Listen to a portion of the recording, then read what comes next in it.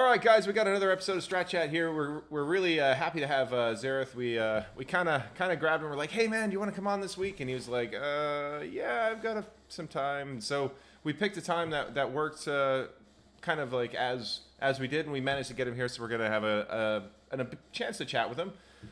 So go ahead and introduce yourself. Hello, I'm Xaereth. If you don't know Yeah. him, he's one of those theory crafting guys. He shows a lot of different comps and how to break down teams and stuff like that on his YouTube page. You should go check that out. There will be a link into that in the comment section down below. And also he streams live on Twitch. Now, this is one where I gotta be like, I don't know if you should run to that because we usually stream at the same time. So if you're going to Yeti's stream, then you should probably keep going to Yeti's stream. But if you're not going to Yeti's stream, then go check out Xaereth because him and the Gambit people, they're doing some really good work. They got some great content creators doing some really solid stuff and you know, showing some pretty good play, which is always something we can give some plaudits for. Appreciate that. You don't hear plaudits too often, but I like it. I approve. We have the approval. All right. So for first thing I want to bring up, and I swear to God, it's probably the question you aren't thinking is going to come out first. But I gotta talk to you about your Xaereth alt account, man. That thing is killing. It's just killing. It's like just over 4 million, and your gearing is all over the place. And it's one of those ones you look at it and you're like, there's a lot of like good stuff and bad stuff missing. Like you're like, this isn't geared, but that's geared, and then that being geared in that team will make that team a monster, and the rest is like low gear, and you've got this weird thing going on, and it's really crazy because it all kind of comes together into this really stupendous salad that just has a bit of everything. Yeah, my alt is all over the place, like you said. It's a lot of fun. And really, the whole thing about the alt, my one rule is I don't put any relics on over 3. So it really stunts certain teams pretty bad. Like my General Skywalker, he's actually only relic 2, and it's like he probably should be relic 7, frankly. Like there's like one character in the game on your entire roster that should be relic 7. It should probably be him, and Yeah. he's not. But I mean, the whole goal here though is to spread out to have incredible roster depth. So every single team I have, it can punch above its weight, and and I have a lot of teams available. So if I hit a snag or whatever, I can hopefully troubleshoot it to the point that I win. Usually I can make that happen, but I was gonna say, when was the last time you lost with your alt? um, it's been quite a few seasons. Let's see. I just got win.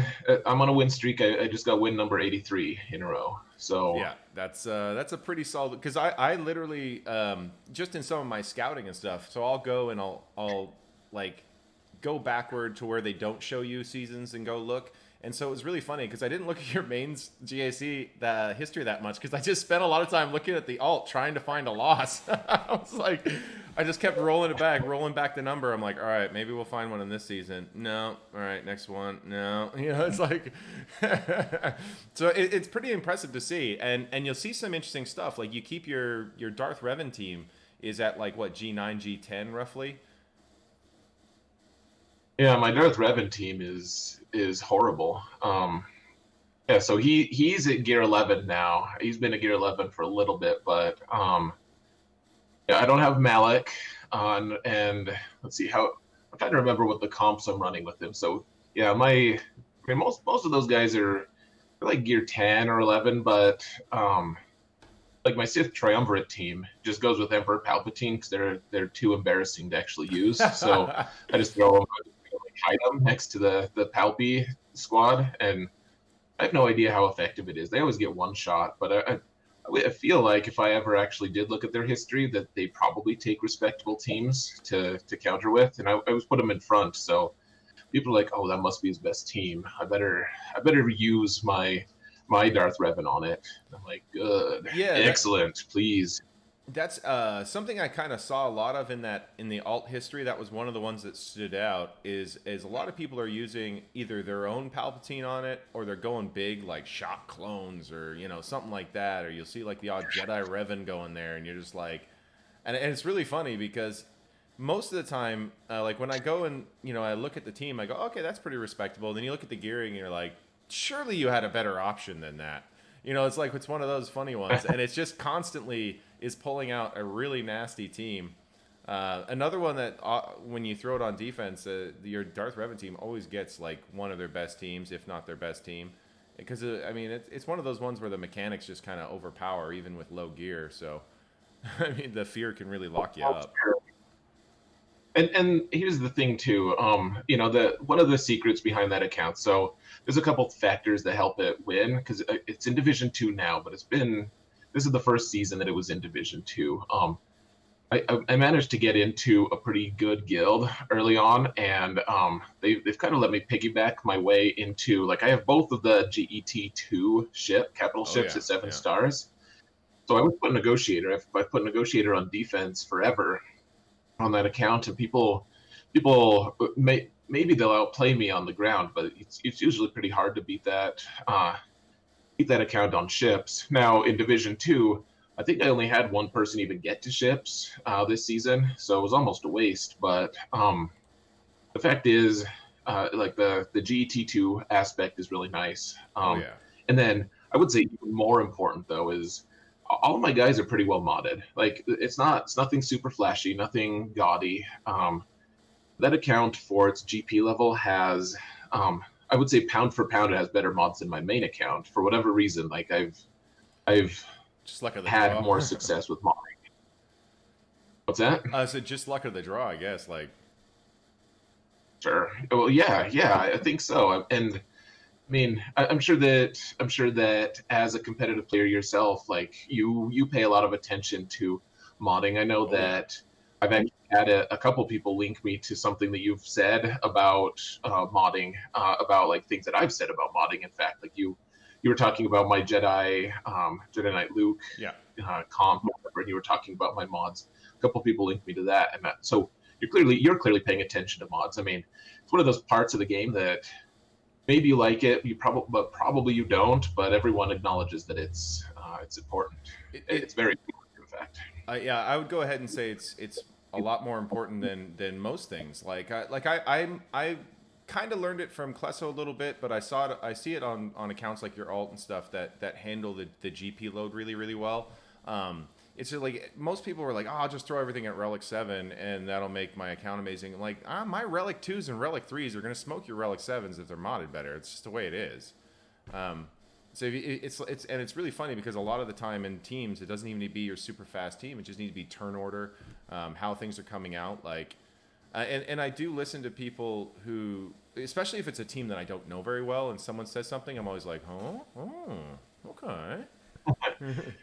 Oh yeah, for sure. Like, I mean, I know that this last season, I've just so recently I always on my alt I always farm. I farm everything. Like people, one of the things I find that I disagree with a lot of people on is I never spend energy on gear unless I'm out of farms. And so, for my main account, I'm farming gear pretty consistently because I have most of the things because I have a lot of GP there. I have most of the characters. I've been playing for however many years, but my alt, I still have a ton of farms. And so I just finished the Resistance hero farms, and they were at gear 0. I was like, I bet they'd be okay at gear 8. And my Resistance or my Jedi Training Rey, she has her lead Zeta. She's gear 8 or 9. BB-8's like gear 8. I have a couple Zetas.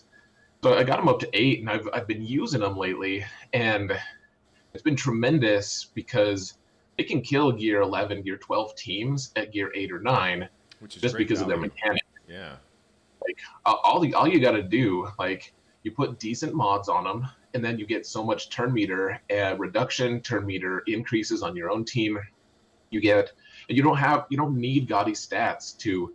As long as you can apply expose, which just you do a crit and exposes all day, like you just kill anything. You can kill any team as long as you can do exposes and expose damage. I mean, they'll do that for days. So like my gear 8 Resistance team, it's been a lot of fun to take. I mean, I took down like a Palpatine Vader squad on my final match, and they were all like gear 11 and 12. It's just funny. People are like, really? How did you barely even took a hit? I was like, I know, it's weird, but but not that weird. If you know how to play that team, it's amazing on offense. Well, that's actually one of the things that I've started actually doing. Not because anybody said it or anything. Is just it just started working out that way for me. Is I was on this kick where I was basically farming mostly gear for a long time, and that's probably why I'm so like focused.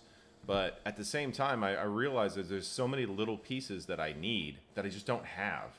You know, and maybe they're not like a desperate, dire need, but God, just having them would give me the options that I need. So there's a lot of times where I struggle with that. Like, say, something like Shore Trooper. I would love to have Shore Trooper because that suddenly gives me another pre-taunt that's Dark Side. I can run it with Palpatine. I can run it with Vader under the Thrawn lead if I do it that way, or I can use my Sith Empire Trooper there, you know, but sometimes Sith Empire Trooper has to go with Darth Revan or, you know, these sort of things. So sometimes I'm just like, God, I'm just short like one pre-taunt for, you know, these multiple teams that I kind of share one with, and so it does kind of hinder things for me in terms of setting defenses and what I can use on offense and stuff like that. And then I have to ask questions. I'm like, okay, can I do this without a taunt? Like, is that going to work? Am I going to get enough turn meter? Is it going to work this way? And then it becomes a sort of thing like, okay, how do they mod this team? And so yeah, because of that, I'm farming a lot of characters now, more so than I probably ever did. Oh yeah, well I tend to think like the more tools in your toolbox, the better. Like you know, my ideal roster would be like if I could do one awesome thing with my roster, like I would just I'd get everyone to gear 13 relic 0. Yeah. And I mean probably everyone would say like, well duh, that's awesome. Of course it is, but the fact is like getting your guys to gear 13, it gives them all that extra speed. It gives them, you know, extra stats that CG seems to think you need. You know, like you have your special piece, the final gear 12 piece that's customized to every character. Like, Yeah. once you get to that point, it makes that character so much more usable. Like I know that my buddy Solo Base 15 was facing Gom, good old Maurice from Operation Metaverse, actually last 3v3 season. Oh, nice. Um, and looking at their comparisons, it's like, okay, so they have the same matchup GP, but Gom has like 20 more Gear 13s than Solo. Yeah. And he has like more relic levels. Like he just plays with that matchup GP line so well. But really, I mean, people ask me like, well, what should I do for mods? And I'm like, okay, so your characters need to be faster. Maybe just like don't put relics on, but throw some of that gear 12, those gear 12 pieces on. Like Yeah. those, you know, the speed boosts are really nice. But anyways, I agree with you on the, you know, like having Shore Trooper, having those pre-taunts. That's something I've been really focusing on too, because sometimes you can get by with really great modding if you can get fast enough, if you can go fast enough. But yeah, like the pre-taunts, they're so important these days, especially in the days that everyone has at least one character super fast, and if they put them on defense, you need to be able to get around that somehow. Yeah, that's one of the things that, especially I feel that Galactic Legends really force from you. If you're going to try to kill one without a Galactic Legend in that team, you've got to have some sort of way of mitigating that the first round or two of that fight where the Galactic Legend is going to do something. And for something like the Ray fight, you know, having a pre-taunt there is necessary. It doesn't even need to be a great one. It just needs to be like able to take that first, you know, possible burst that comes at you. Then it can die. It doesn't even matter because, you know, then you get your fracture on and you get moving and, you know, you're in the counter there. And that's one of the things that I like specifically. Even before that became a thing, I started thinking about it going, man, you know, like an Empire team with like Death Trooper to increase cooldowns, with Shore Trooper to just be there, and then you've got Vader with his new rework and all that. Like that would just be sick. You know, not even thinking about a counter, just like how would that team be optimized as an all Empire team? And I was like, man, those going together, especially if I've got relics here, that's already relic material invested, and then if I can just get this one character, you know, yeah. Anyway, yeah, but I'm with you on the G13s. To get back to what you're saying, G13 Relic 0. I'm trying now, unless it's a requirement, it will not go above Relic 3. Period. Like I just don't see the point. it has to be like a special character for me to do that. That means like a Galactic Legend or something, or a requirement, and that's about it. Well, yeah, like requirements are kind of, just to tie this to, and I never really got super into Clash of Clans, but I remember back when I used to play Clash of Clans sometimes, it was never my first love. Like I've always just kind of played it on the side because a few of my friends play it or whatever. But you get these people who are real into the clan wars, and as well you should. Like that's kind of their big platform, their big money maker. And but the thing is, what people will do, they'll start doing these things where they don't develop their base; they just develop like certain small aspects and try to just min max everything. Like so you face you see someone who has a ton of like banners that they earn, the successful attacks, stars that they earn. And it's because they'll get their town hall to the highest level, but then they have bad defenses, so it manipulates their matchmaking. So what happens is then you just have a few guys who have like really really crazy bases, and then everyone else has like horrible bases, and because their opponents, they sandbag essentially and force their opponents into a weird mismatch where they all have a great offense but not a great defense. Like they're kind of manipulating things, and so a lot of it's this huge debate in the player base, or at least it used to be. I haven't paid attention for well over a year now, but and I'm probably going on at length too long about it to make my point. But the fact is, like their whole player base, everyone was debating like, what should we do about this? Is it fair? Is it not fair? And so what the company did, what Supercell did was, they started requiring people to upgrade to a certain point to be able to access the higher level stuff. Yeah. And so people say like, oh, well, that's ridiculous. They're forcing us to play their way. But it's the same way in Galaxy of Heroes. I see them on the same trajectory of, you see these people like Bus 74, and I have nothing but respect for the guy. Honestly, he's been at the top of his game for a long time, winning Division 1. But you see CG starting to say like, you know what, we don't necessarily want people to manipulate the system to that point. So yes, we're going to require Relic 7 on some characters now. Yeah. And it's like, I truly don't want a Relic 6 Count Dooku. There's no point at all in Relic 6 Count Dooku. But if I want Sith Eternal Emperor, that's part of the price tag. So Yeah. So that was something that more and more I was kind of looking at my roster as I was developing stuff. It especially hit home when I was like first starting to G13 characters. So I was running Jedi Revan, and they're all during the Darth Revan meta, and so I kind of developed that team just enough to be able to smoke all the Darth Revans in my shard basically. But with that meant I had like a Relic 7 Jedi Anakin, Relic 7 Kenobi, Relic 7 GMY, and then I think I left Jolie at 5 and Revan at 4. And I was I always looked at Revan and go, yeah, I'll make them higher. And I'd see full Relic 7 Jedi Revan teams and stuff. And whether they're doing well or not, it's one of those. And I just remember switching to Padme, and some of the other people in my shard, they went full Relic 7 on Padme too. And I'm just sitting there going like, well, I mean, that's a lot of relic material. Like my 4, 5, and 3 7s for the Jedi Revan were awesome. I shift 2 of those Relic 7s to my Padme team, and now this Padme team is more consistent against Darth Revan Malak. So, I mean, I at that point, I think I left Padme and Ahsoka at Relic 4, I think. I think Padme was at Relic 3 for a long time, and then I moved her up to think I maybe Relic 5 at some point, just because it's not even that I needed it. It was just one of those where I saw other people pushing their Padme, and I was like, oh yeah, maybe I'll do that. And so then fast forward to General Skywalker. I left my Rex at flat G13 until I started using the ship in my negotiator fleet, basically, and then that's when I started going like, maybe I don't really need to push everything so high, because that was working just fine. Even when I had my Rex at like G12 plus 5, it was a pretty solid team, Oh yeah, like I totally agree. Like, so relics, something, and you referenced Klesso a lot as well. You should. He's a great player. He knows what he's talking about. But one thing that he says a lot, and I've always agreed with him on this, is mechanics are greater than gear and relics. Like they just are.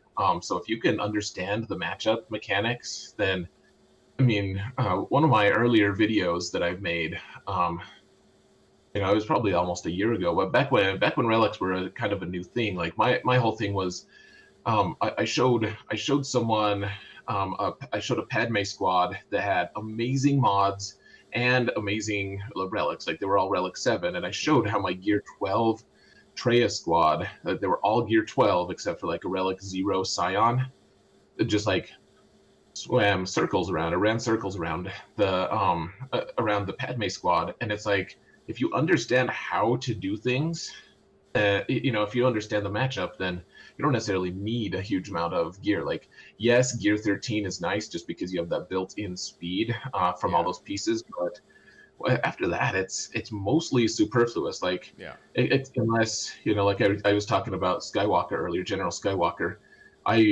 He's just a damage machine for me now. Like people like to get creative on modding with him to get him, all this protection and defense and stuff. And I did that initially, but now I'll use just like pure offense. And you need that pure offense because he's countering Galactic Legends. Yeah. So how do you get more damage? You can do that through relics. So certain characters, yes, relic 7 is necessary, as you say, but I mean, it's nice. Go ahead. Speaking of your General Skywalker, I noticed a comp that you used to beat a Galactic Legend Rey. You used your Jedi Master Luke, but no Jedi Knight Luke. You used your Jedi Master Luke with General Skywalker, Shaak Ti, and 2 others. I want to say Hoda and somebody else. Maybe Barriss, maybe. Sure. Yeah. And I was wondering, because my opinions from what I've seen of it, because I don't have JML yet, because I was get locked because I've only been playing for 3 years, so I didn't have Wampa done. So I've been rushing to complete Wampa, and I actually didn't have Rolo done because, like my guild wasn't doing a lot of Rolo shards or whatever. But when I started moving up, we didn't do light side Hoth because then it was double dark side Hoth, right? And so when I moved to a bigger guild, so I never really had a bunch of Rolo shards, so I wasn't done with her yet. So I've had to like go and do light side Hoth and everything to catch up. But my impressions was from what I was seeing is that Jedi Master Luke and Jedi Knight Luke were kind of married together, and it was General Skywalker that might be able to go somewhere else. But I saw you were using them together. I was wondering, do you think that's more of an ideal pairing, or is that just like I can probably beat this team with this, let's give it a shot? So I did a lot of testing. So that was actually that was the one round I lost this GAC. I think maybe I'm confusing things, but I guess that doesn't matter. That's a little besides the point. The fact is, no, you won that one by 2. Okay, yeah, you're right. That one I did. So what I was trying to do in that match with mixed success is, now that we have Jedi Master Luke, we have 3 Jedi with amazing leadership abilities that lead Jedi, and General Skywalker isn't one of them. Who he leads 501st just fine, but what I'm finding is 501st is great, but it's kind of losing its relevance a little bit in the greater scheme of things. Like once we get to 4 Galactic Legends and everyone I face has 4, like what can General Skywalker really kill? Like the other 3 teams probably, but like really you're gonna use General Skywalker to kill their like 5th best team? I don't know. That sounds a little lame. So yeah. What I'm messing around with currently is, so you have Jedi Master Luke, you have Jedi Knight Luke, and you have Jedi Revan, all 3 great leaderships for different circumstances. And so what I did, I threw the 501st for the clones. I just threw them with Padme because they're 501st, or because they're Galactic Republic, so they're gonna get all those benefits. Like it's not like a match made in heaven. It's not an amazing synergy team. I know that my opponent ended up one-shotting him with a Padme mirror, and that's going to happen. Like Padme's going to beat, the ideal Padme team is going to beat the Padme 501st. But what that did was it opened up the ability to put, I have Jedi Knight Anakin and Ahsoka and General Kenobi. I can reallocate them to go do whatever. And so they can go with these other Jedi leaders. And I was kind of pretty awkward that fight. I probably shouldn't have put Hoda and Shaak Ti both with the comp that I used to take out Supreme Leader Kylo, or was it Rey? Ray. Rey. So I probably shouldn't have done both of those, because one of those should usually be with Jedi Luke. But the fact is, with these Jedi, you can be so flexible. You can use their leaderships in a way that, like, you can actually take out 3 solid squads using all 3 of those leads. And so that was my experiment. I haven't decided what I think of it. I'm glad I have 3v3 kind of to think about it and actually come up with a better plan. But that was what I was doing. I was just trying to, I practiced that a few times in Arena, and that seemed to be the best combination. Like Jedi Master Luke, he needs someone to punch for him. I know a lot of people are saying like he'll do all the damage, and he can do a lot, but you kind of need one more hitter. Master Yoda might be the answers to that, though. Honestly. Oh, that's something I wasn't thinking of, because that was something I was asking myself, because in the next, as soon as Jedi Knight Luke comes back, I'll be getting both of these Lukes very, very quickly.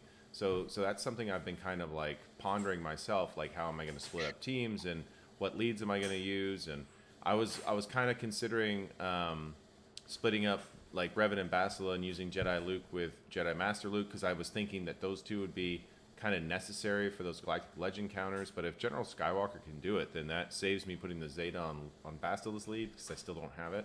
And and that's something that's kind of good to think about as well. So that was definitely something that jumped out, that I was like, I need to ask him about that. See what he's got to say about that comp coming together, because it's an interesting one, because General Skywalker's reduced health ability is so dynamic, especially against Galactic Legends, that yeah. Oh yeah, he's a great character. Now that he's just kind of hanging out as like a support character in a way, like I love him as a character. He was so boring back when he was like the meta. It's like, well, how do you mod him? I'm like, well, here's what I did, but just throw any old thing on him and you're good. Like you'll win your mirror as long as you have kind of like even approaching the same relic levels as your opponent in the mirror. Like, and you'll always get bad banners. It doesn't matter how you're modded. There's no saving it. Like it's just gonna be you're gonna get a 53 or a 51, and you just have to smile because you don't have a choice like that. It was the most boring meta ever, and everyone could participate, just like Jedi Knight Jedi Revan. As long as you understood the methodology, any team could beat any team. Doesn't matter about mods, as long as you understood how. So now that he's so much more dynamic now, like he does so many more interesting things, in my opinion. Now that he's not just married to the 501st. Yeah. So, it's a funny one, because for me, the 501st seemed like a really terrible meta, honestly. Really bad one. Like the worst since Jedi Training Rey. It was kind of countered before it came out. The previous meta countered it really easily with like just a simple change. And then, I mean, you beat the previous meta pretty significantly, like both of the two Revans, but you could still lose on offense if they're running one of those weird comps and it just hits the RNG, and it's such a strange build, and they made it so susceptible to shock and fear, and I never understood how that, I remember I was so excited. Like, I did not go for Darth Revan. I went straight from Padme to 501st. I was like, this is perfect. I don't have to try to play the speed game in my arena with Darth Revan. I can go right to 501st. And I was so gung-ho on 501st because they would, I remember I got it the third time he came out, and they were talking about Galactic Legends possibly. And I didn't know what that was, so I conceptualized it as a team that would be, everybody would be kind of maybe as strong as someone like a General Skywalker. So I'm like, okay, so General Skywalker will probably be able to counter it, like at least soft counter it, because it's like the previous meta, and of course that didn't happen. But you know. Well, what's really funny to me actually. So, we're going into 3v3 right now, and this was true in the past 3v3 seasons as well. But people still have trouble conceptualizing that Darth Revan, like the full bastard, that's what I call the Darth Revan team with Darth Revan, Bastila Shan Fallen, and Malak. Like, if you can run the full bastard Darth Revan squad in 3v3. It's a significantly stronger squad on offense and defense than General Skywalker is. Oh yeah.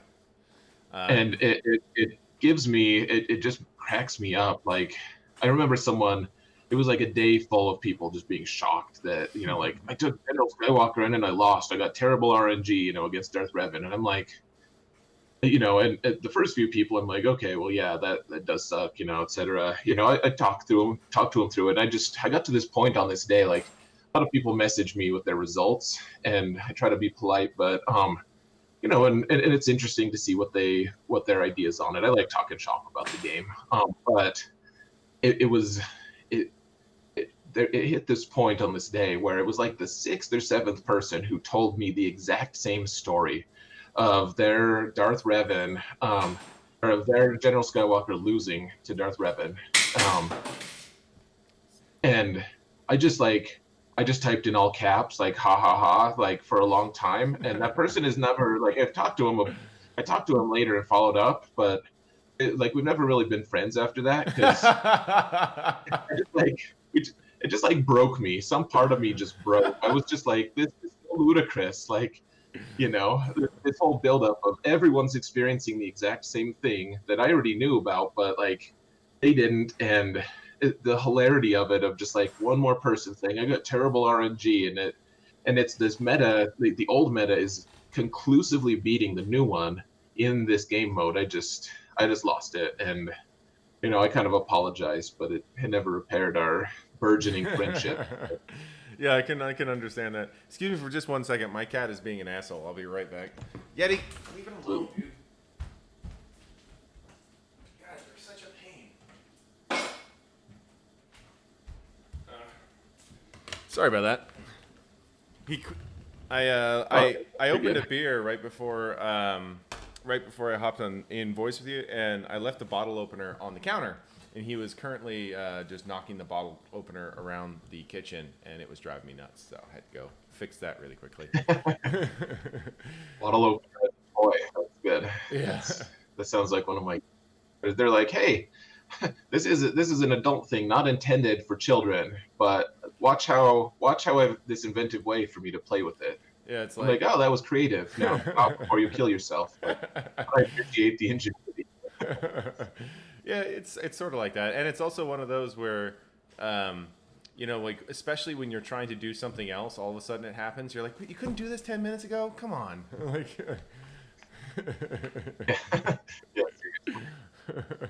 Yeah, how it works. Yeah, but to back to what you were talking about. Sorry. Go ahead.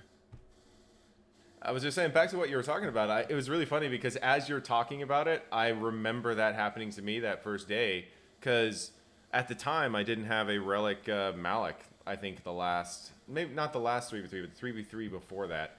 And I was just like, because I absolutely just skipped Darth Revan, and that was something I got later. So I had like a Relic, a 6-star Malak or something like that, so I couldn't like mirror or anything like that. So someone just goes, I remember someone's in chat and they just go, dude, just roll General Skywalker at it easy. And I was like, really? I was like, it doesn't make sense, because I ran it in the arena. I'm like, I could see this going wrong. And they're like, no, yeah, it totally works. And then I tried it and I got deleted. I was like, I fucking knew it. Like, it's just like, damn it. Oh, dude, I swear, I bet that same person told you to put it on auto. No, it's the same guy, like, yeah. Like they give this advice. I don't know. So as a content creator, like, let me ask you this: how many times have people asked you for advice and then you say like, okay, I would warn you against doing that because it's a bad, like there's this reason against it, and that it's a very rare time that you're actually going to win with this, and and the person's like, okay, and then they go and do it, and they triumphantly show you the screenshot, like, you see, like, General Skywalker conclusively beats Darth Revan in 3v3. Like, you see that asshole, like, I don't care, you got it wrong. And it's like, I didn't get it wrong, you got lucky. But like, does that happen to you at all? Never as much as with screenshots and such, but there has been times when someone's like done something. I go, I wouldn't try it, and then they're like, damn it, I lost. And I was like, did you try it? They're like, yes. I'm like, oh, okay, well, like there's that's the sweetest, yeah. yeah, it's like, okay, well, I mean, you went into it eyes open anyway, so it's like it's one of those. There's I'm like, times, this is what we call a teachable moment, and what you're gonna learn is you need to listen to your friendly content creator. I'm just trying to help. yeah, that's the funniest thing. That's something I can say is that there's times when I'll say something and I'm not saying it to be a dick, or I'm not saying it to, I don't know, for ego or anything like that. I'm just going like, that doesn't make sense to me, or I don't think that's going to work, or I can tell you why I don't think that's a good idea. I mean, it might work because RNG does weird things, but like, like you're probably not going to want to, and then whether they do it or not, it's always a funny one because like sometimes I get the feeling, not from obviously from everybody, but I've had the feeling before where they're kind of like they think I want them to lose or something. I'm like, well, no, I'd rather like it if you keep coming back and or watching my videos and stuff. Like, think it through. I want you to win. Like, well, exactly. Like, you talk to them and you're like, I would like nothing more than to theory craft the perfect squad for your situation, so that you go and tell all your friends about how awesome I am, and then they come and watch me. Like, I want you to succeed. I want everyone to think that, if you need answers, come to Xaereth. And, we have a whole Discord server, designed around Grand Arena advice, basically, and discussion. And so, I just have that interaction a lot of like, I wouldn't advise it. That's like a, 40% win rate. Like, that's not consistent. Yes, it'll happen, but I wouldn't do it. And then they triumphantly post, look at this, I got 59 banners using it. I'm like, well done. Like, good job. Do you want to play some poker? The EV on that is just terrible. The expected value. I just, and if you're desperate, sometimes I'll tell people, I'll be like, you know what? If you've got nothing else, then option. You're a 30% chance to get this, but 30% is better than zero. So yeah, do it. And then they're like, well, why didn't I win? I'm like, because 7% bigger than 30%, but And the other thing that I find frustrating that can be a thing is when there are teams that specifically need to be practiced. Like, I'd love to be able to make a video and be like, okay, this is how you ABC. You follow this, like you follow these steps, and you will win every time. That'd be magnificent. I'd love to be able to make that video. That would be the greatest like slam dunk video ever. Everybody would watch it, love it, perfect. But specifically, like my guide to Padme, I've got like, it's my most watched video ever. I had been running Padme in the arena for like 3 months. All I do, 10 fights a day, every day, is fight Relic Malix. That's all I would do, over and over and over. And I could like close my eyes and do it. And so I'm like trying to go through the video, and people would ask me like, well, how do I start? I'm like, well, the start is pretty simple. You need the turn order right so that when you've got all the fear off, and then you do the spin with, Padme does her fist pump, she gets all Jersey Shore on everybody, and then all of a sudden you react, and they're just like, what? You react. They're gonna have different turn orders. They're gonna be doing things. You're gonna like. There's a couple of key things you're gonna want to do. Like, you're gonna want to get, you don't want HK to take a bunch of big shots at Kenobi, so he needs to die pretty quickly. You probably don't want Bastila hanging around either, because the shock, like, you don't want her throwing out all that shock and knocking off, or blocking protection up and or knocking off protection up. And I'm like going through all this stuff, and they're just like, but what do I do after Padme does the fist pump? I'm like, well, I'm trying to tell you.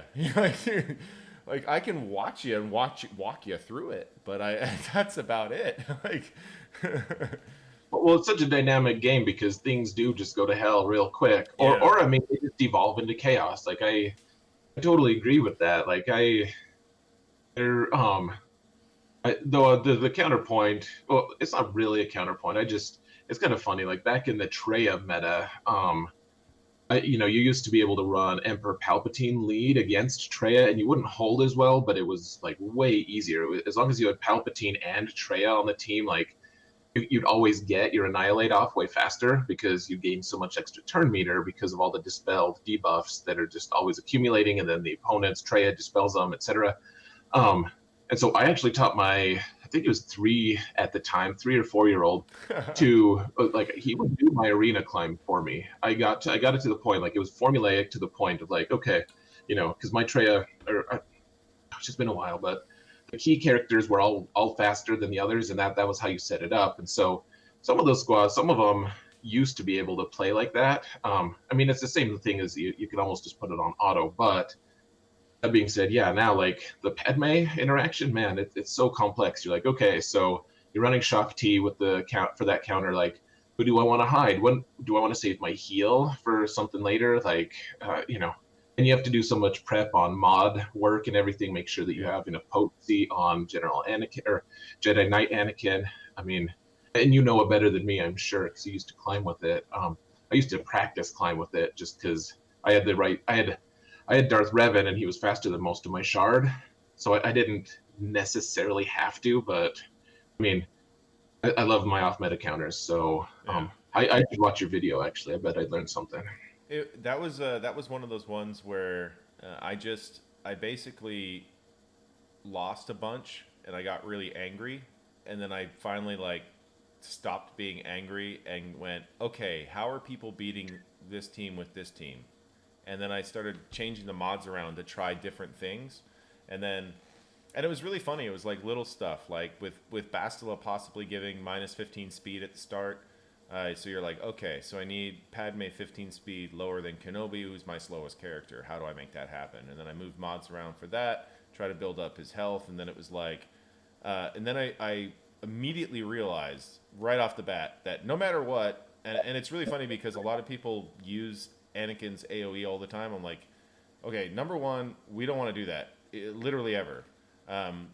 No matter what, unless we have to hit Malik, we don't want to get Anakin anywhere near that guy. That bald asshole is going to fear him, and then he's going to die. And then once he dies, it's game over. So until it comes down to the point where I have to hit Malik, I will not AoE. I don't care what the fuck is happening. Like, it just won't happen. But the AoE is so fun. Yeah. Well, that's the funniest part. It's You're just it never one shots the team. Like, it just never was one of those. Like when you see videos, you're like, okay, somebody set up the modding to do that. Like they've pulled mods on the other team or something. Like, that's bullshit. It never happens. As someone who literally, I had to do 10 fights a day against Darth Revan to climb, because I would fall to about 46 every day, and I climbed to 1. So I'd be like late 30s, mid 40s. I've even fallen into the 60s with my Padme, and it was like I'd have to climb to 1 every fucking day, and it was just one of those where I was just like, okay, just maximal climbs. Like, I couldn't even pick the ones that had the modding that best suited me. I'm like, okay, I need to make this big jump.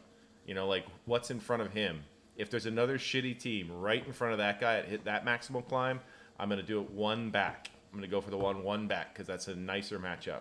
And then I'll see what's above him in the climb, and I'm like, okay, we're doing one less than maximum, and then we're doing maximum, and then we're going to keep our climb going. It was just one of those. But yeah, but like potency, for the longest time, Anakin was just destroying Maliks. It was just ugly. And then everybody started pushing their Maliks to Relic 7. Started getting some with a bunch of tenacity. Started getting some with like 250,000 health and protection. Like, it was all these weird variants on mods. So I basically was trying to find one set that I could use with Padme for everything. And honestly, once I got that locked in, I've never changed a single mod on him. And it's so your Padme is still good to go then. Like, you could take out I if I face you, I won't put Darth Revan down. Yeah, I'll take that. Okay. I'll take that with probably anywhere between 59, 58, and down to about 51. I mean, it's really rare to lose against that team. It's got to be really wonky turn orders. So if you've got your Darth Revan modded well, then I'm gonna take it apart. And that's just something that's just reflex. And it's like I'm really comfortable doing it.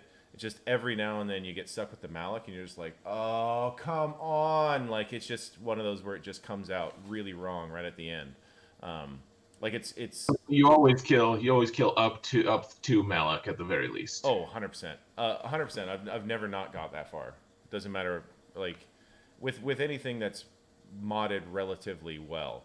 So even if their Malik is faster than their Bastila or whatever, then I still take that out with Padme just fine. Where it gets weird is every now and then somebody will have like a really fucking slow Bastila. That'll throw everything off hugely. Yep. Yeah, that's one of those ones where. But if you're running them like that, then my Darth Revan's gonna run all over it, so it doesn't matter. Like it's a weird thing. So I always check mods on the Darth Revan. I always see if they put him on defense, and if so, then I always plan to use my CLS without C3PO because I got to go take that out. It also depends on what else they'll run because there's no RNG if it's a straight Sith Empire and I've got my General Skywalker, I'll roll over it. But if I need to use that somewhere else, no problem. We Padme that's good. But with that, like my So how fast is your Padme? It's pretty slow. It's a 240, something like that, 242. So that means that's what you. Yeah. It's one of those. It's fast enough that I run it slow in light side geo, and all 304 or 404, whatever I throw it at. A really bad day at the office is like a 2 out of 4. Nice. And all of the rest of your characters are faster than her, right? Yes. So my fastest character, because I set up specifically so that my Ahsoka is going first with that 50 speed boost from being in a team with Anakin. So Ahsoka knocks the taunt off Empire Trooper if he's there. Then C-3PO goes, and I can put some Confuse on Malik just to try to stop that, like a taunt coming off at a weird time. Because once you get that taunt loop started at the beginning, you're probably going to lose that fight. You're going to kill everything but Malik, but you're probably fucked. So I did a video where I was showing my Padme versus the Geo Brood Alpha, and I showed bad starts because people are like, "Oh, your Padme, like it doesn't work for me." I'm like, "Well, you gotta practice," and so they're like, "No, I think you're just showing like the best battles." So I'm like, "Okay." I picked the worst. I literally made a bunch of videos of the GBA variant, made a video on Padme versus that and how to fight it, and I took bad starts. Just the worst starts you can get. I was like, okay, here we go. Here's some bad starts. Here are 3 bad starts for you guys. I'll play out of trouble here. Let's go. Like. Well, and that's wise, man. I'll tell you what. I just recently did that. So I recently a few weeks ago I made a Grandmaster Luke or Jedi Master Luke, whatever his name is. Grumpface is what I call him. I made an unlock Grumpface Luke without losing any tickets guide, and I always do my research. I hate it when people cherry pick. But what ended up happening was, even though I did my research, I had missed one pretty key element in like some of the interactions of people were losing tickets. They post like, well, thanks to this guide, I lost 60 tickets. I'm like, well, that's pretty dramatic because, I got it all in one shot. And most of the people watching it got it all in one shot. But what I did, I was like, okay, listen, what I'm going to do, there is one change that's key that I didn't even talk about in my first video. So I made a new video, new and improved, tier 3, strategy. So here we go. And what I did, I was like, okay, listen, guys, I did it 50 times in a row just to see how much RNG was going to screw with me. I lost 1 time out of those 50. I'd call that pretty good odds. You still might lose sometimes, but here, don't just trust what I say. I'm going to do it for you 10 times in a row on this video. So that's what I did, without any breaks at all. Like, this works every single time or at least almost every single time. I don't know. Like there's 99% of the time, this works every time. Exactly. There's a few theory crafters out there, man. I'm like, I can understand the pressure of wanting to show this really cool comp beating this other really cool comp. It's like, I don't know. There's just all these clickbait videos, and then you see them cherry picking, and it's like, okay, you beat Supreme Leader Kylo, but he had like Thrawn on there, and that makes it not all first order, and therefore like you can actually, Gain turn you don't meter. gain turn meter. Yeah, like there's all these interactions that they don't even mention, and then they're like it beats every Supreme Leader Kylo. It doesn't matter how fast, and it's like that's false, and I can't make myself do it. So if I ever make a video on a counter, I'm like, I can do it every time, and I'll show you guys all the different instances. So I don't know. It doesn't make me laugh. Like I'm glad that you have the same approach. Yeah, so it's really funny because I literally was a small channel for forever, and I've even had some of my videos like flat out plagiarized, and it's by people who do stuff like that, like clickbait. Oh, this is a hard counter, like your favorite term. This is a hard counter. Like I remember somebody trying to tell me that in a video when when Darth Revan first came out, that Ezra was a hard counter, and I was like, Ezra's a hard counter to Darth Revan. What? Like, Ezra. yeah. Okay. And it was just really funny, and I'm like, once again, I tried to recreate it in the arena. Yeah, that didn't work. I was like, oh, fun how that works. Like, Right. There was a lot of joy involved. yeah, There's joy for them because they're getting clicks, but yeah. hard counters. Well, you've heard. It sounds like you've heard some of my ranting about hard counters. Yeah. I was in one of your streams when someone mentioned hard counter, and you started laughing. I love that term.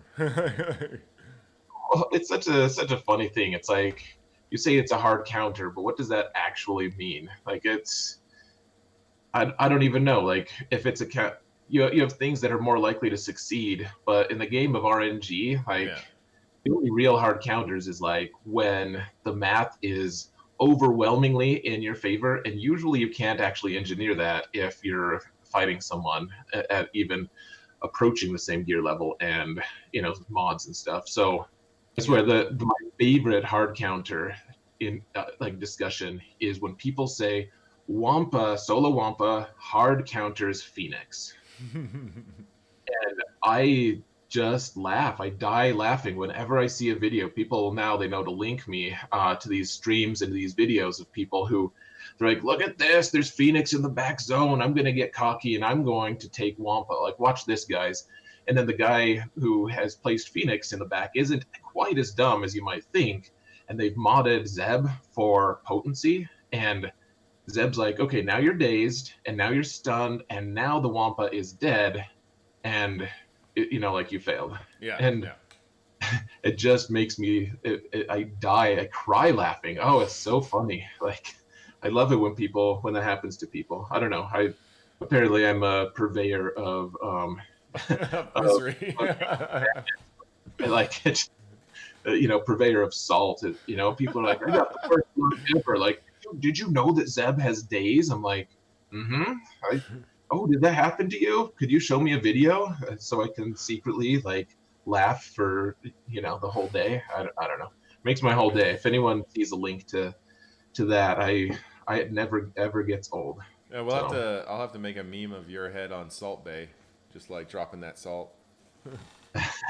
Dude, certain things just crack me up. Like people presenting things that are as hard counters that aren't actually that. I don't know. That's one of the things that gets me. I've always looked at a hard counter. Like when I hear hard counter, I always expect a mechanical advantage that's very overwhelming. Like it's hard to. It's almost like it's idiot proofed. Like that's how I hit when I hear hard counter. Like, oh yeah, that's a hard counter. I'm like, so me not knowing anything on how to play this team, I should be able to just roll in. Oh, I got deleted. No, I don't think it's a hard counter. Like you're like, I'll admit, maybe it is a counter, maybe it's a consistent counter, yeah, damn good one. But a hard counter, I can roll in with worse gear and mods and hit auto, and I still win. Like to me, that's what a hard counter is. And that doesn't really exist in the high level of this game. Yeah, no. So, one question I was planning to ask you about in looking at your GAC and stuff. How are you using your troopers with Piet? Because I saw that you do use them. Like, where are you finding that works really well? Oh man, so it's been a wild adventure for me with Piet. I'm still figuring it out. So honestly, I'm not the 100% best person to ask about Piet. I'll just openly on it. I'll admit that just because you know I hate misrepresenting things. But the fact is, man, Piet, especially once he gets relic levels, but even at my stage where now he's finally gear 11. For the longest time though, he was gear 9 and 10 with 3 or 4 stars, like you know just pretty basic, like unfarmed, I'm not going to wail on him kind Yeah. of character.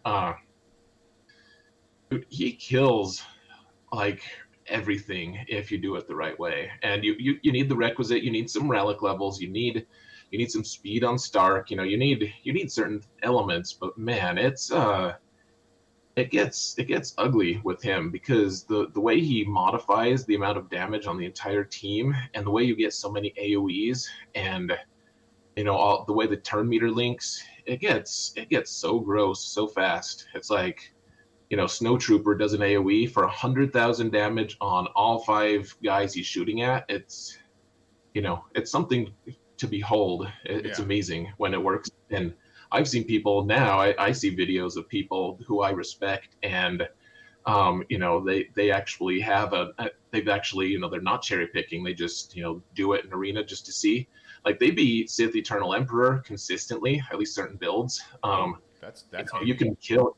You can beat Darth Revan squads with Malak, like with Relic 7 Malak. It's very, very impressive. I'm not there, but I mean, my troopers, I use troopers all the time just to kill.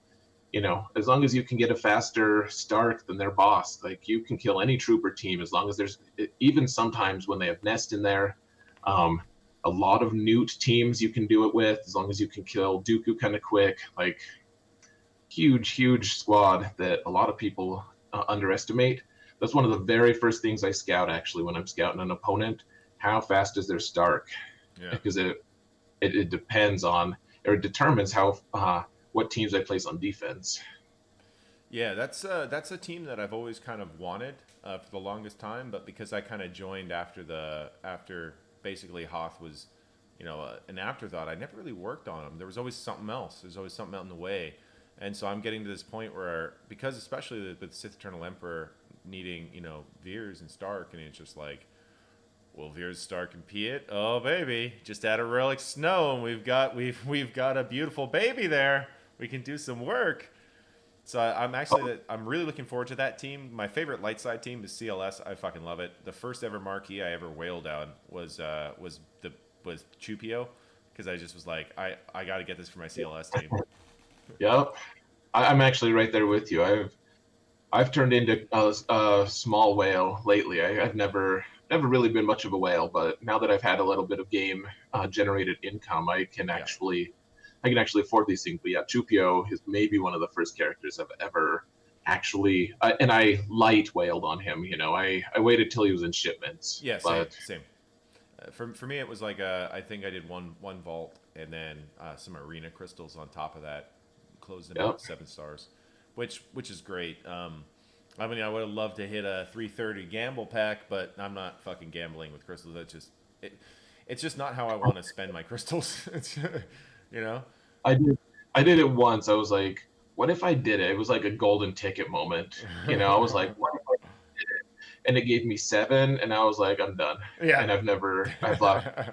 I was like, I never had a taste for it, and that just drowned any taste I had for it. Like, Yeah. I Yeah. wonder what my life would be like right now if I had spiked the 330. Like, would that have set me on a course? Like, just wailing on everything, and like I'd be living in a smaller house now and forced, and like Yeah. I being was a gonna van say down by the river. I it, don't know. there'd be like an announcement on your Discord server. It'd be like, so we're no longer spending any money on this game ever. Uh, that's what the marriage counselor said is the best idea. So we're gonna try that out. You know? Yeah, the marriage council says free to play is the only option I have. So It was either free to play, no, divorce, or quit. So free to play it is. exactly. Yeah, I mean, I try to frame it, I'd be like, guys, I feel like I relate so much more with my player base if I'm just free to play, you know, uh, something like that. You hear Yeah, certain yeah, content creators saying like that. yeah. For a Um, minute, you know. There's been a couple that have famously been like, "Oh yeah, I'll never spend money in this game again." They were like, "So we whaled out. We got the latest meta team." you're like, wait, as free to play? Yeah, that cracks me up, man. Yeah, But that's another thing that endlessly me. But yeah, dude, I will say, like, just one last thing about troopers. That the one thing I love about troopers is how cheap they are for. My gosh, this makes me sound like a whale, but it's really I've been playing them since before I was doing this. For a whale account for someone who wants to spend a lot of money and advance their account really early, the troopers are like one of the best investments you can possibly make because it's only one Zeta that you need.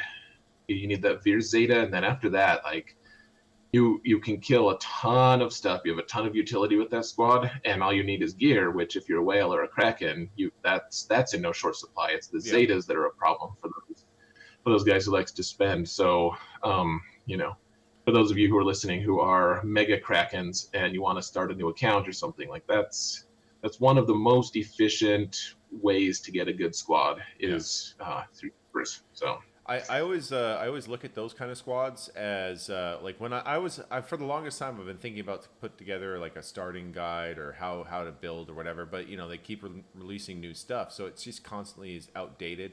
I never liked the universal one that somebody made. I can't remember who it is, but everybody talks about it. Um, where it's like the columns or the pillars or whatever. I never liked that one. I was like, that just there's a bunch of stuff in there that's really not necessary early, and they're telling me go for it right away, and it doesn't make sense to me. And then one of the things that I thought about was just that, like how could I, instead of like a starting guide, like maybe a starting GAC guide. You know, like what are some cheap teams? You know, like one Zeta involved where you get great stuff. It's like bugs, troopers. One Zeta gets you a great Palpatine squad just because of the turn meter. You know, like little stuff like that. Um, is it that like those kind of teams are those ones where when somebody doesn't have them, I'm always like, oh, like well, troopers not so much because obviously players that are younger just won't have them because they never ran Darkside Hoth, but Sure. it's those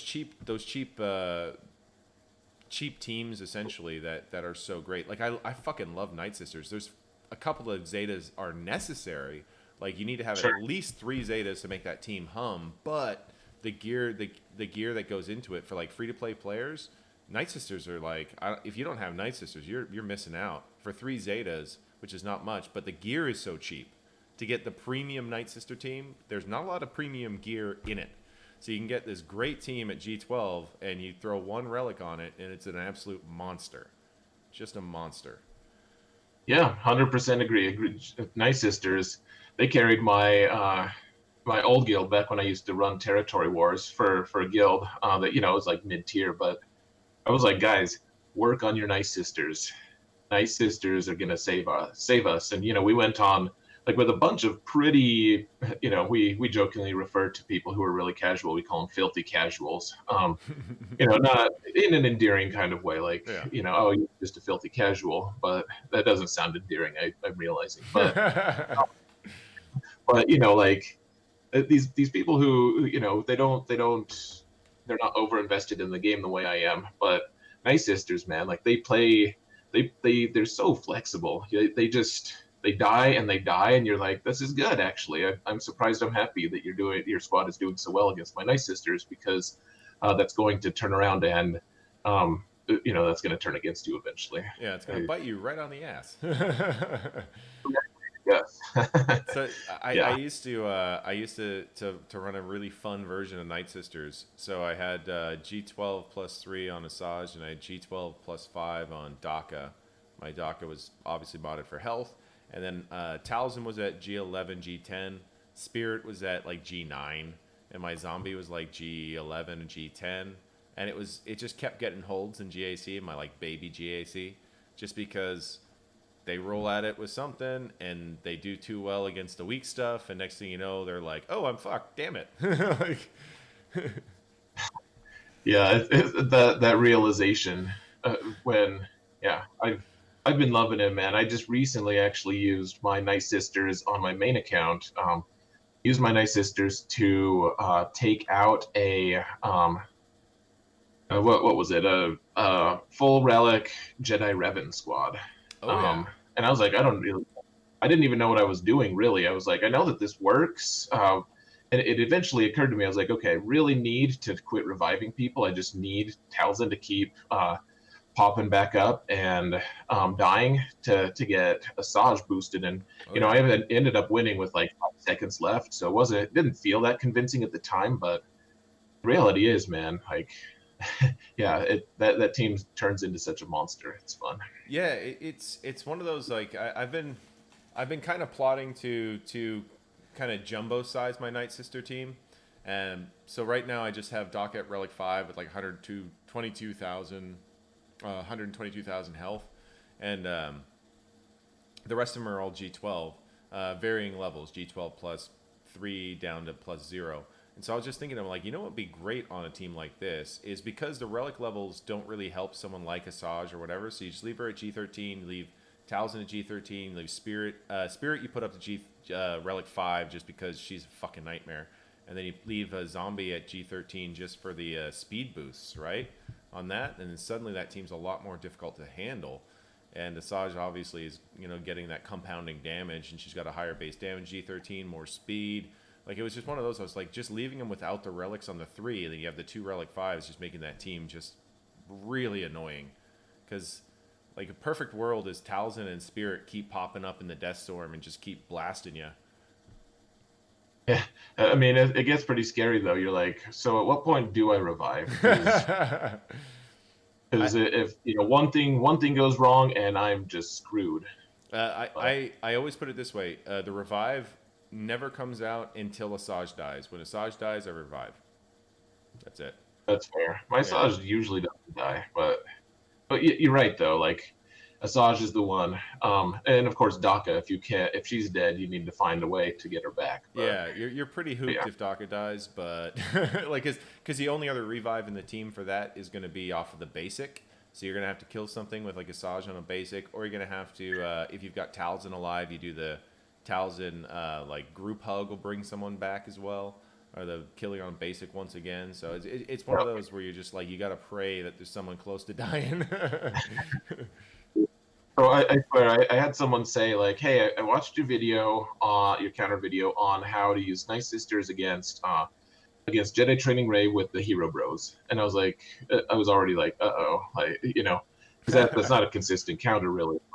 You know, like so I won it, and I showed. I was like, okay, this is how you approach it if you can manage it, and so you know they got blown off the board, and I looked at the counter though. I was like, I looked at it, and it just made me laugh. I'm like, you based an entire counter off of this. What happened was they killed my Daka like almost right away. And the only way I managed, like they killed everyone except for like Spirit and Zombie.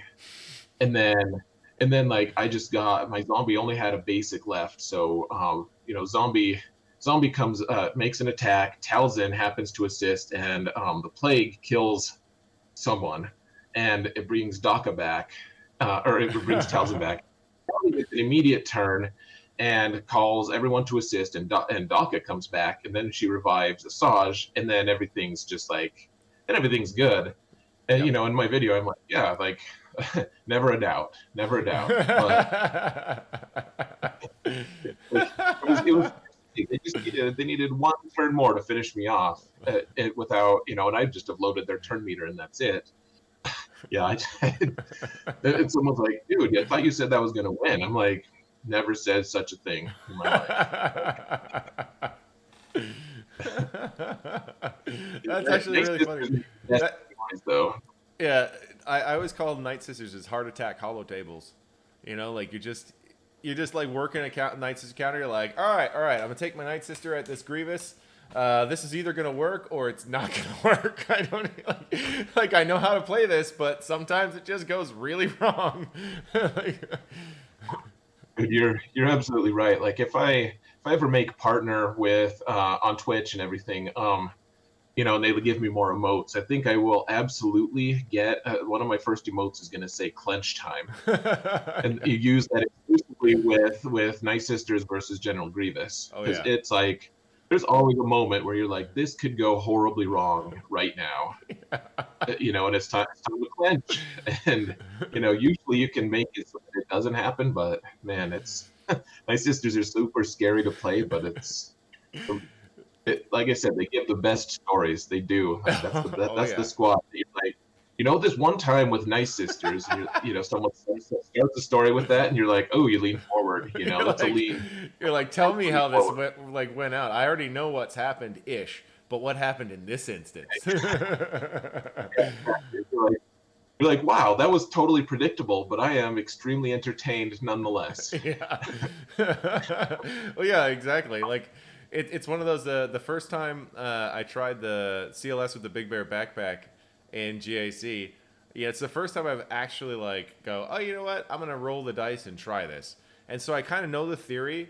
My worry was two of the Padme team were G12, and it wasn't Anakin and Padme or Kenobi. The ones basically Anakin and Padme are the ones that you want to kill. The other two are ones that just make Anakin mad. So you're just like, I was constantly stuck in this loop where I was about to like switch off and kill Anakin, but then Ahsoka got too low, and then Anakin takes his turn, then Padme takes his turn and heals, and I'm like, God damn it! I was just so close. Yep. And then all of a sudden there's like 30 seconds left, and I'm sitting there going, ah, fuck, we're gonna lose. We didn't kill anybody. We're just gonna try to kill Padme. We're gonna blast it. And so I managed to like drop Padme with like 18 seconds left, and then clear the entire team. Killed Ahsoka with it rolling to 1.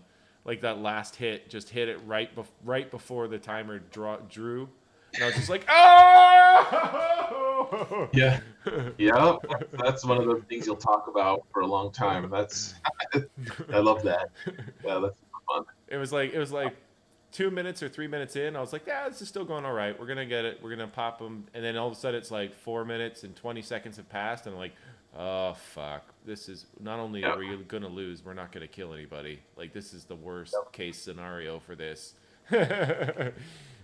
Yep, and then you still pull it off. Oh yeah, that was exactly what happened with my Night Sisters against the Jedi Revan squad. I was like, this isn't gonna work. Like I was already like 3.5 minutes in, and no one had died. I hadn't even triggered Savior yet, Oh and then jeez. Asajj like rattled off a 75k hit on old Ben. I was like, all right, I just have to do that 6 more times. Like 6 more times. I have 80 seconds left. Go. And, then yeah, it snowballs, but yeah, it's like have you ever tried the Nest solo on Padme?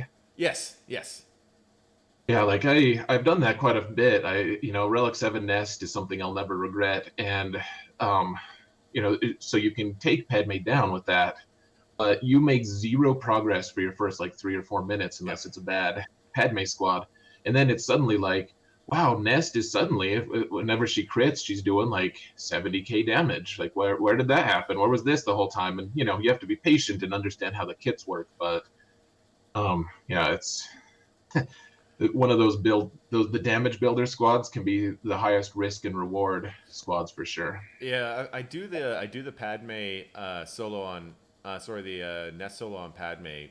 Not every territory wars, but like I always check potencies and I look around and see what the comp is. I'm like, I think my Nest got that. And then it's one of those, because I'm an officer, I'm like supposed to okay stuff. I'm like, this is gonna work totally 100%. We got this, and I send Nest in. I'm like, let's see what's going on, like, and I just sit there. I'm like, am I gonna be like, sorry guys, I went for a Nest solo and it didn't work, or is it? Oh, there goes Anakin. Okay, we're good. It's Right.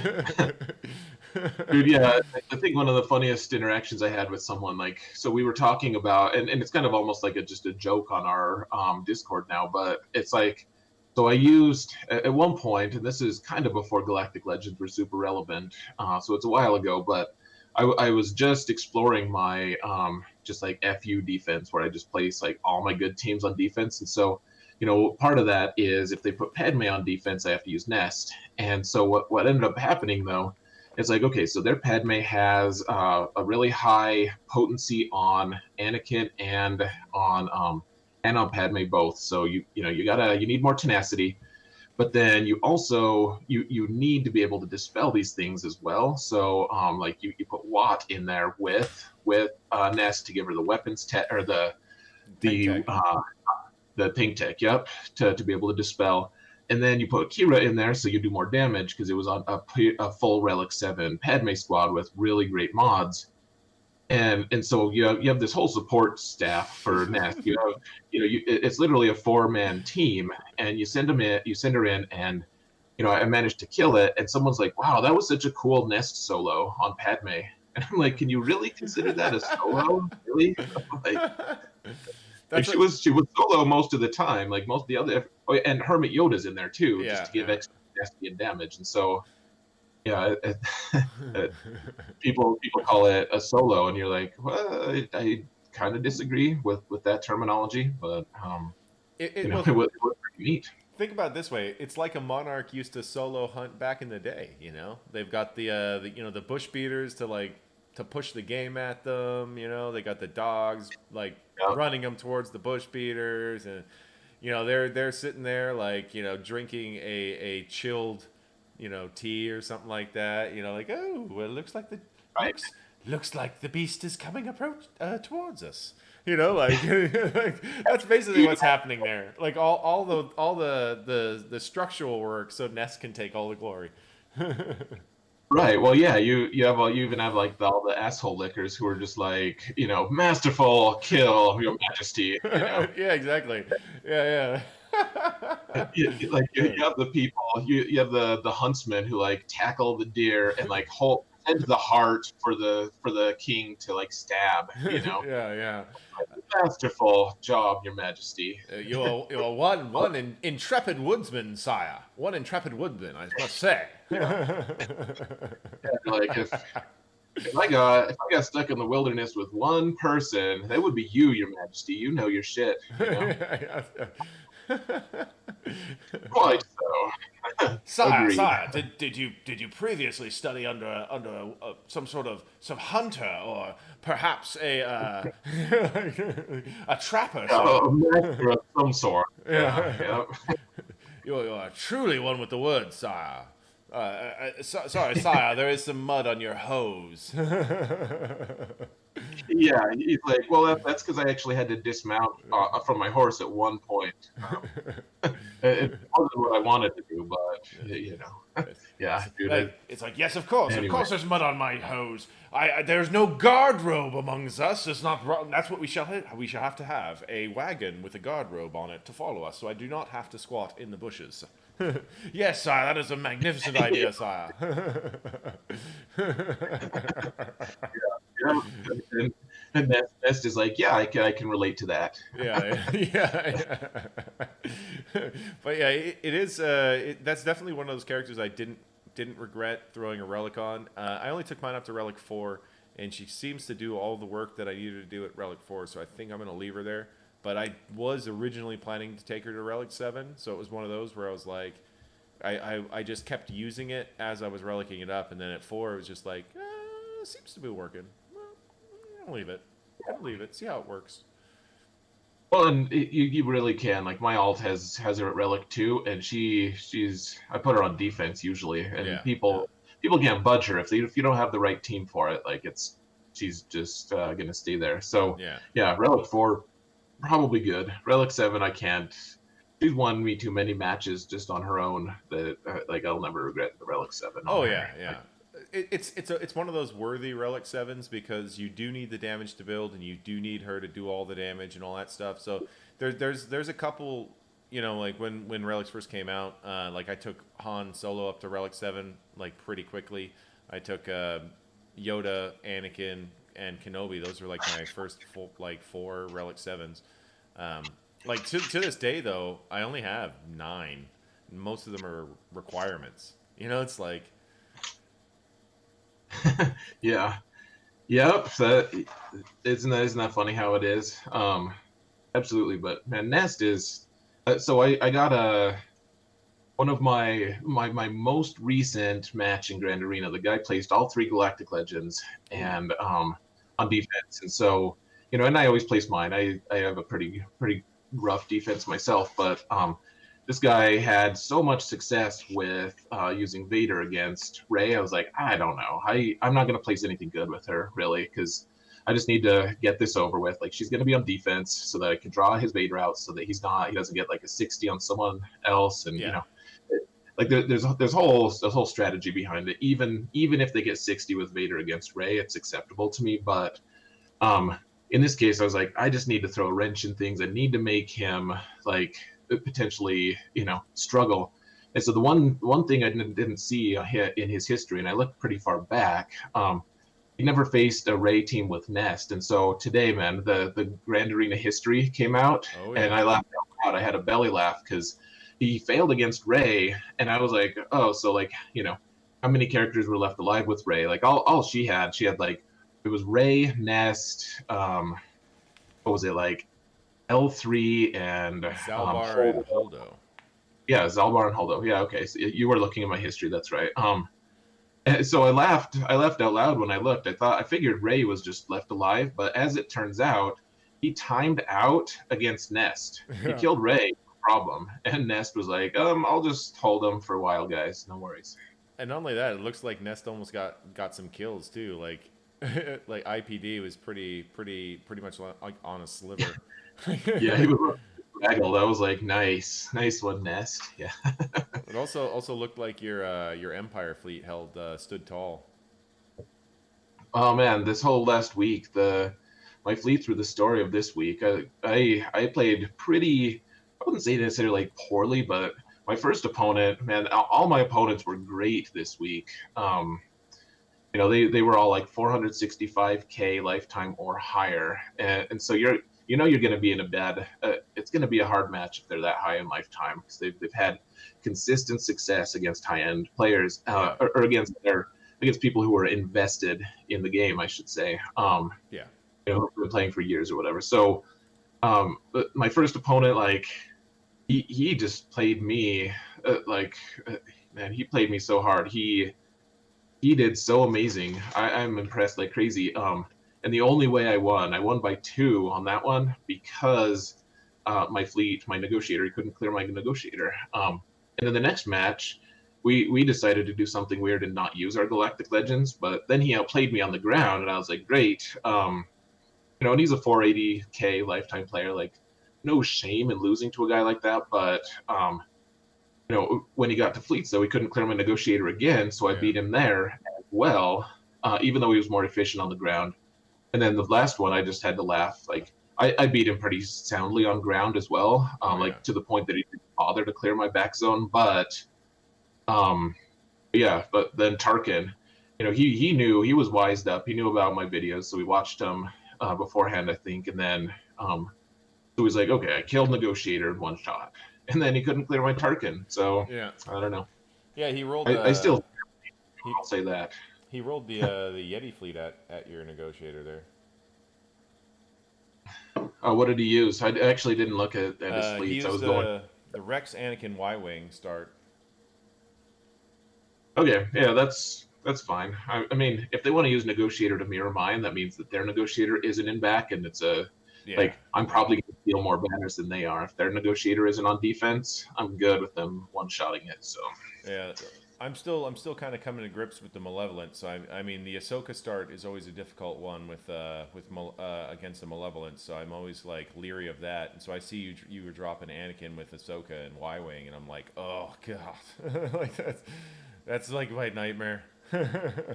Yeah, well, and it saves you Houndstooth. I'll tell you this though. So if you're facing a team with Snips as the starting pilot, and you have Malevolence to tackle them, take if you have Houndstooth that you can replace Vulture droid with. That's going to make it way more consistent for you. Oh, so 3 tanks at the start. Okay. What I've been doing is I've been running it sort of the same against all comps, and it was because when I first unlocked Malevolence and stuff, I was still catching up on stars. Klesso suggested I'd start with VD, Houndstooth, and Sunfac, and so I've been doing that, and that's been pretty consistent. But against Ahsoka, it's not the best, and so I was struggling against that. So I'll try the 3 tank start with VD coming off the bench in the tomorrow in arena, basically, because I switched to my Malevolence now and try to climb on negotiators that way. Yeah, I've never lost it. Like it gets a little sketchy at times, but I mean, fleet always it gets sketchy regardless. Sometimes Yeah, that's just the nature of fleets, and that's why I said earlier that I fear fleets. Like, despite the fact that I won, I still fear.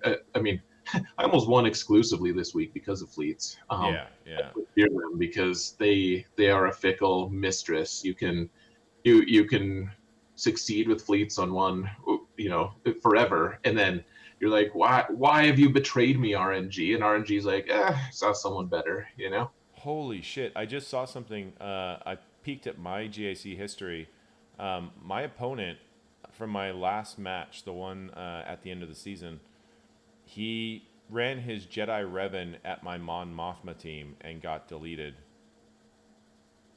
Is what? His What did he take? he took his Jedi Revan at my Mon Mothma and got deleted in 60 seconds. That's impressive. He must have a really bad Jolie. He doesn't have Jolie. Okay, that Like, explains it. he has a G12 Jolie with no Zeta that he leaves on defense with Old Republic. So I was expecting one of his Revan to be used on something like, I expected him to try to run it at my crew team, and then my crew team would have eaten him up. That's what I thought he failed on my crew team with, but apparently he tried his Jedi training Rey and got smoked, and then he came in and finished it off with Palpatine, and then he tried his Jedi Revan, which is G12 plus 5 with a Relic 5 Yoda or Relic 4 Yoda, and then a Bastila and Hoda. And he just got smoked. I'm very surprised at that. That's really funny. No, Mothma, man. I swear. So I just got Jedi Knight Luke or Jedi Master Luke. And so the only Galactic Legend I don't have is Sith Eternal Emperor, and excuse me. I am struggling hard right now. I don't know exactly what I want to do, how I want to approach it, but I really, really want a good Mothma team. Like you see, like Mothma can consistently beat like pretty much every team out there. Like there's a few that will just delete it. Like I think General Skywalker with 501st will just delete Mothma, but Yeah. like she has play against Darth Revan, against against almost every Darth Revan team. I've even seen her take down Rey teams. So, and Mothma is super good, underrated team. Yeah. And I'm like, is it worth the delay on getting Sith Eternal Emperor? I don't know. Oh, what do you think is the best comp for that? What I've been playing with is or what I've been wanting to do, not like playing with mentally anyway, is Mothma with Kara, and then Hoth Rebel Scout, and then I like Biston and SRP. Biston with that TM rip based on his potency, load him up with potency, and then you got SRP to stop Jawa counters, and Hoth Rebel Scout obviously just pouring turn meter into the comp.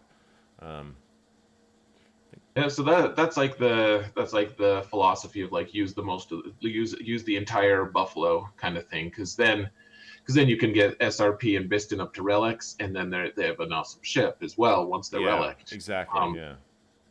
That being said, I'm just not sure. Like SRP, sure. Like you say that it's good against Jawas, and in general, I'm fine if people want to use Jawas against a team of mine, because that's incredibly poor banners even if it's successful. But that being said, yeah. So SRP is nice. I like POW a lot. You need a Zeta though, so it makes the team more expensive. And I just enjoy the hell out of the fact that they, without changing POW at all, they didn't change a single word of his Zeta or his character or kit. They made him a monster and made people actually want to apply his Zeta. Like that, I consider that an enormous triumph on CG's part. Yeah. Because before Mothma actually was released, that was probably one of the top 5 worst Zetas in the whole game. And now it's like, yeah, sure, I have 100 Zetas. I'll throw my 101st on there. I don't, I'm not afraid. Yeah, So, it's like I have 4 saved up. Like 2 are earmarked for Jedi Knight Luke, and then I guess the rest are going to be towards Jedi Master Luke whenever I can get him through tickets or whatever. Whenever Jedi Knight Luke comes back, but that's definitely something I was thinking about. Is instead of switching into Sith Eternal Emperor, because I'm still farming up some of the shards that I need, like Krennic. I never fucking farmed Krennic, so I got to get him, and I'm working on Piet, of course, and stuff like that.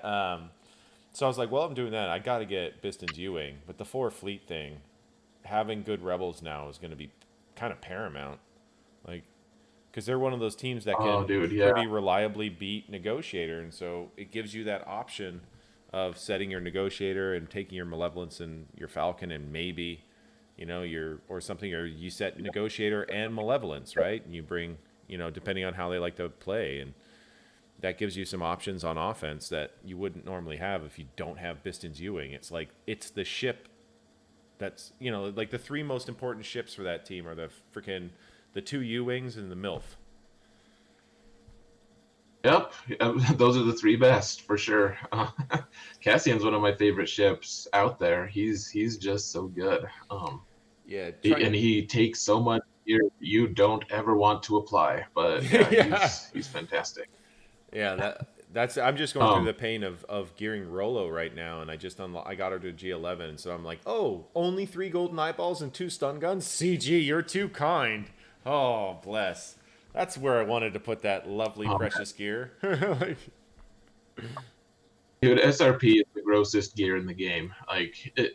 Because you feel like it's just so worthless. You're like, man, it's like 11 Carbanti or something to get him to gear 12. It's obnoxious AF.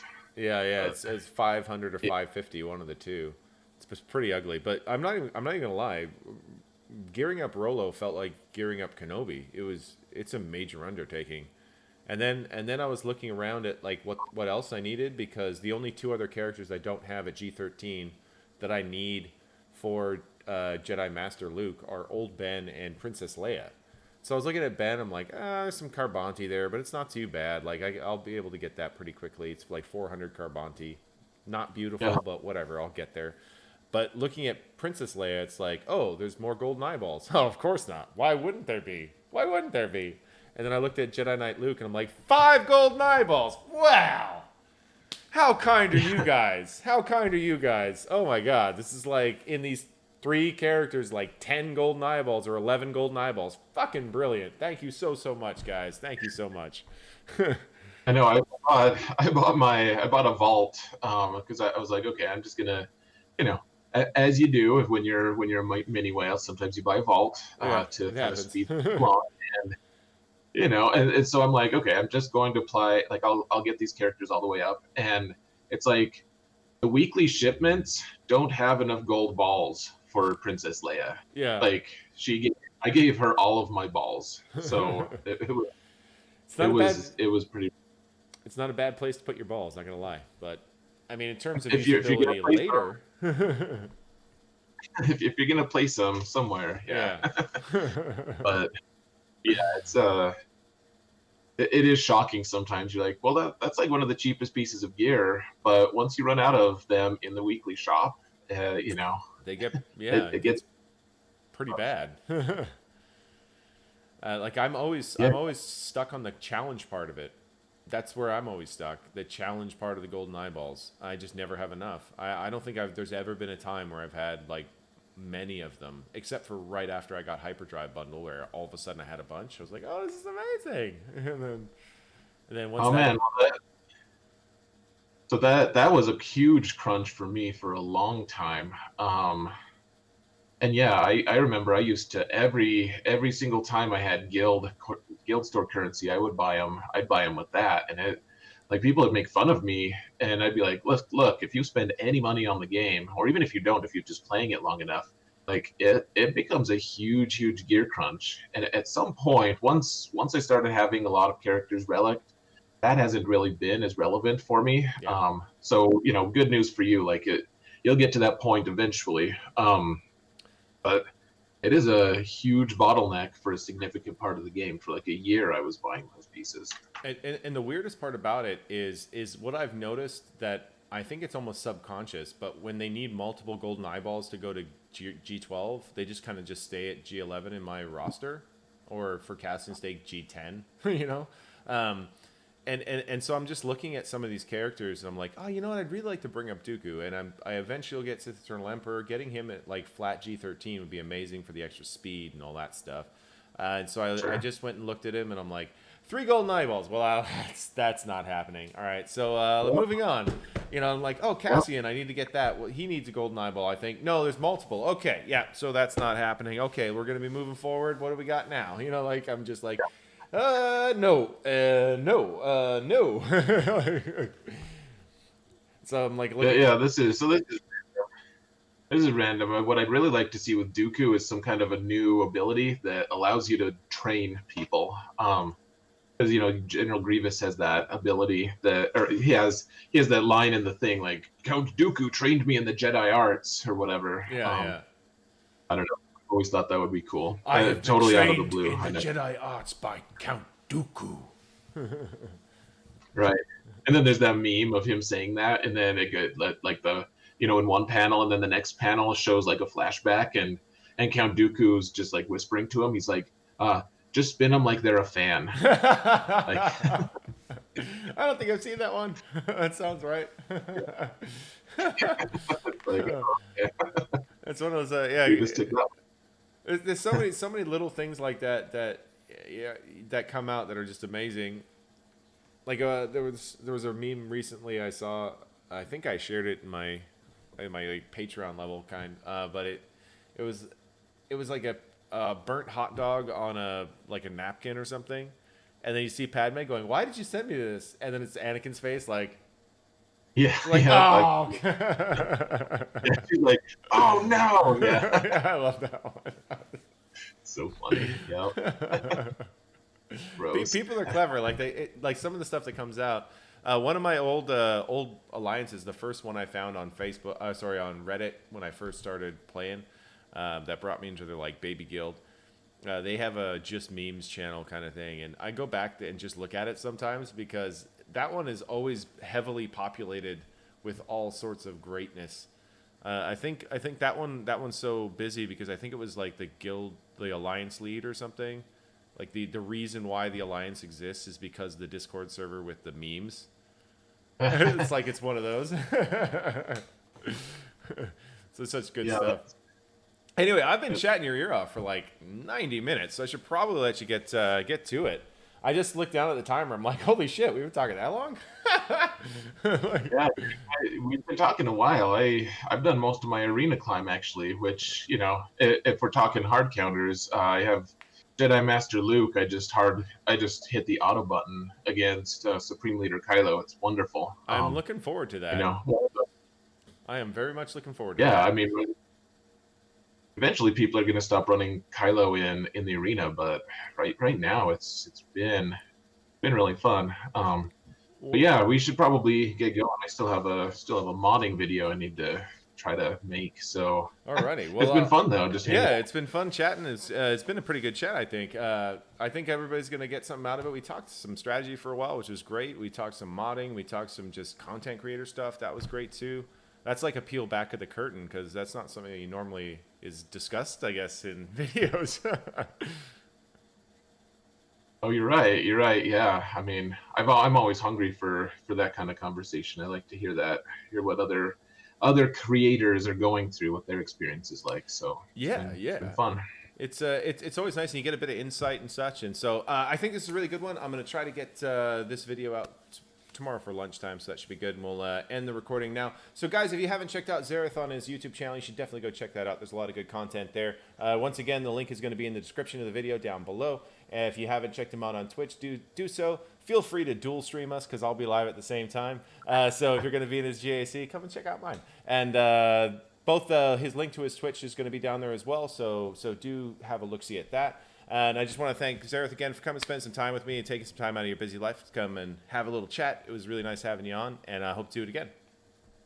Yeah, dude, we should do it again. Absolutely. It was a lot of fun. All right, man. And with that, I'm going to go ahead and end the recording, and take care, YouTube. Thanks for listening.